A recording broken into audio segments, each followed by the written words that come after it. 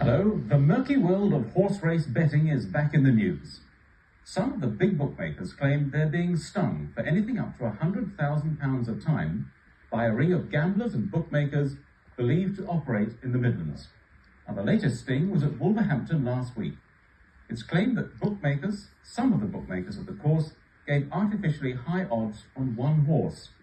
This in turn set the odds in betting shops and credit offices throughout the country, where it's claimed accomplices staked thousands of pounds. The horse won, and the big bookmakers stood to lose a fortune. They refused to pay out and launched an inquiry instead. The Betting Officers Licensees Association won't comment until the results of that inquiry. But one on-course bookmaker who was at Wolverhampton said the odds were freely available to anyone, they weren't inflated, and nothing illegal was done. Well now, what's all this got to do with venture? Well, we've been following a man who gets his living from backing horses. Angus Hill has been linked with betting coups in the past. He wouldn't be surprised if he were linked with this one. But he says this time, the big bookmakers are peeved because for once they've been caught out. Hill is one of a few professionals who live off their winnings from racing. That money has enabled him to buy some racehorses, including music prints. But at the moment they're his hobby, not his profession. I don't really like the term professional punter or professional gambler, but in fact that is probably the only way that I can describe myself. I don't gamble on other things apart from horse racing. I don't go in casinos, I've never done a football pool in my life. I certainly wouldn't put money in one-armed bandits or anything silly like that. I just solely back horses. I think I have in fact been close to being a compulsive gambler, and I have done a great deal over the years to keep it under control. When one has studied the form of a race, it is undoubtedly a temptation to have a bet in every race. I still have bets I shouldn't have, and I'm still learning. One learns every day of this business. Hill appears to be a successful student of the betting business. A major coup last year enabled him to buy several racehorses. It really is wonderful. We love to come here. It's a fantastic yard, as you've seen. They have such tremendous facilities for the horses, and the horses love it here. I come out 2 or 3 mornings a week, and it gives me tremendous enjoyment and satisfaction to watch them work, and then to watch them race, and ultimately we hope for some of them to win. But it's the rural atmosphere, and again I consider that I'm extremely lucky to be doing what I'm doing and have access to facilities like this.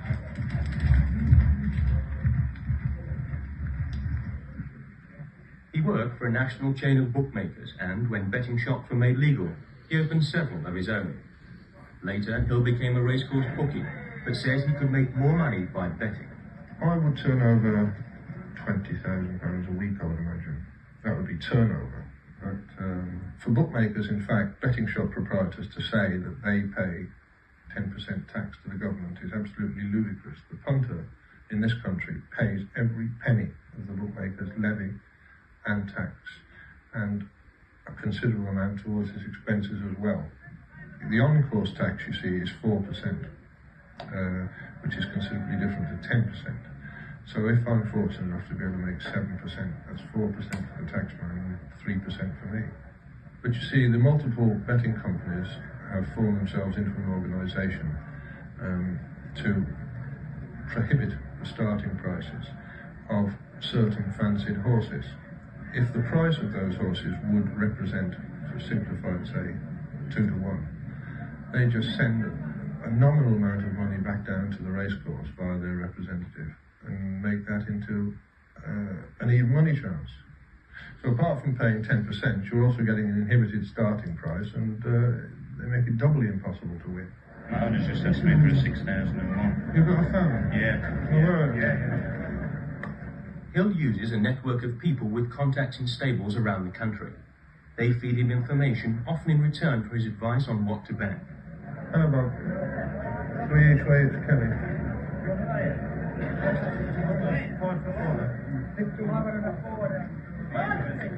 At the racecourse, it's non-stop.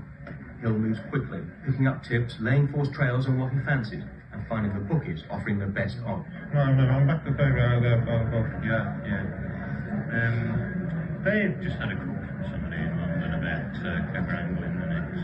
No, great. Okay. Yeah. Hill's smile disguises that it's bad news. The major bookmakers are laying money on the horse he's chosen for his big bet of the day. The odds are falling rapidly. Yes, I know, I've got a suit, that brown shoe, that's it.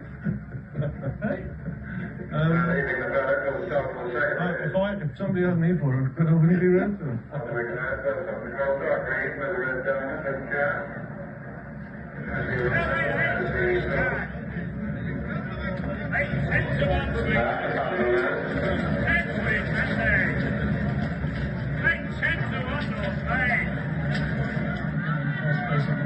Moranzi is second, it's Kelly is lying third, Music Prince is fourth. The favourite, not hard, not far behind them, and Bandolero is trying to get in the one. It's still I have an obvious interest in the first race in that I run the horses running, but I'm not going to back it. I wouldn't dream of backing it because it won't be. Again, that isn't a thing that most people do. Most people have a sentimental bet on their runner. To me, that's silly. The jockey still hasn't moved. Let's hope it's nothing too serious because he went under 1 or 2 hooves as he went through there. They passed the finishing post for the first time round, but the jockey is back on his feet, and that's good news for the owner, Mrs. Michael Dickinson. They're into the final turn for the second time. It's Kelly has pulled up. It's Kelly has gone lame, I think. He's pulled out. He's definitely out of the race, and so now they come up to that final straight for the final time. It's Kelly. He's out of the race, as I said, and Bandolero comes through to take it from Aldunia, ridden by John Franco. Moranzi's in second place, and Peter Scudamore a disappointing fourth on Q-Weight Sun. Music Prince comes in last, by a long way, and jockey John Bryan reports pessimistically on his prospects. Any closer? No. Any closer at all? No. He is very short, but how much he improved, I don't know. No. With the diversion of the day over, Hill can now get down to business. The first race was a disaster. He lost £500 and is now in no doubt that Music Prince has little future.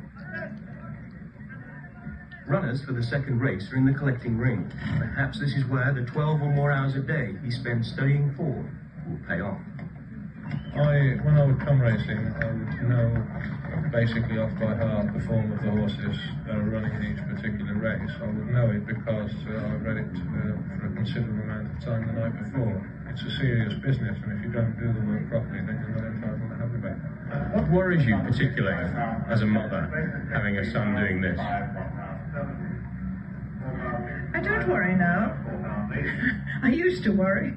I don't worry anymore. I mean, that's up to him, isn't it? He's got to do what he thinks he's got to. He enjoys meeting people, you see, and he enjoys the whole racecourse ambience and that sort of thing, and he seems to be quite... So, what can you say? Well, there's several people, as I say, that do nothing else but back horses, yeah.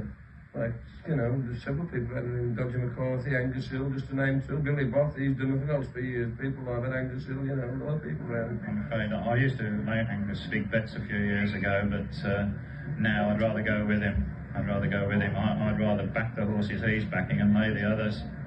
He's such a good judge. It's down to understanding horses and form and value for money prices, isn't it? One even money chance to look a good bet, another even money with chance one. Like tossing a client up. If they lay 5 to 4 heads of tails, you'd be a punter. If you go a bit 5 to 4 and you lose, isn't it? It's only a lot of hard work and work on the form book, but they seem to be very successful at it. They're there all the while, year in, year out, you know what I mean? Is there a certain amount of competition? No. We're more likely, no competition at all. We'd all try and help each other, try and back up. And same as all the public, they're following us backing horses and they're getting the best thing. And all day long I have people following us around, backing them. Whenever you look now, there's somebody behind you. At the London meetings, there's a chap who follows me. I know he's always behind me. He's a taxi driver and he wears shoes with a Blakey on it, and it's loose. I always know he's somewhere about following me. Out of the three of you, who's doing well at the moment? I guess so. It's swallowed me up. The second race, I shall have a bet. I'm going to back a horse called Nugent. But I shall only back it if it's 5 to 4 or better. If it's shorter than 5 to 4, then I won't back it. The bigger the price, the more I'll have on that. John Frankham on Nugent, very much the favourite. Does this be another winner for Fred Winter's Lambourne stable? Hill's in luck. Nugent started at 11 to 8. His stake, around £800. To let the lead he's held for so long go.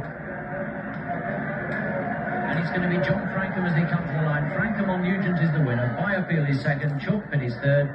Johnny Frankham's got another winner. Right now, Mr. Smith. Of course, and Fred Winter of Lambourne's a happy man tonight. Well, Frank, as they came over the second last, people thought that Byerfield had some chance of winning, but Frankham looked to his left to see if there was anything coming up his inner, because he obviously knew that he got the one that was the apparent danger beaten. I can't complain. I'd be 400 in front. I lost 500 the first race and I won 1,000 on the second less tax. So it would be £72 the tax, so I'd be 428 in front. 3:30 p.m, the third race. This is the big one for Hill. He's going for a horse called Clever Angle, even though it hasn't won in its last 6 races.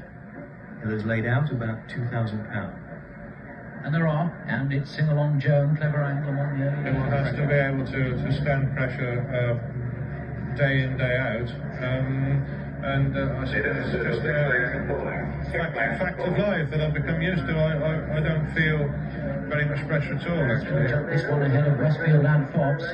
He lands badly and 2 or 3 go past him as they go out into the country with Sing Along Joe and Clever Angle, along with Ardent Warrior. Very much the horses in form in this race this afternoon as they come round that final turn for the second and last time. 3 fences to go. It's still Sing Along Joe, Clever Angle, and Ardent Warrior's the one making all the running. 2 furlongs to go. It's Ardent Warrior who's going to win it, but Clever Angle's still up on the far side. Clever Angle's got it from Ardent Warrior, and Higham Hill is third. Well, what a surprise for Ardent Warrior, caught on the line there, and Clever Angle takes it.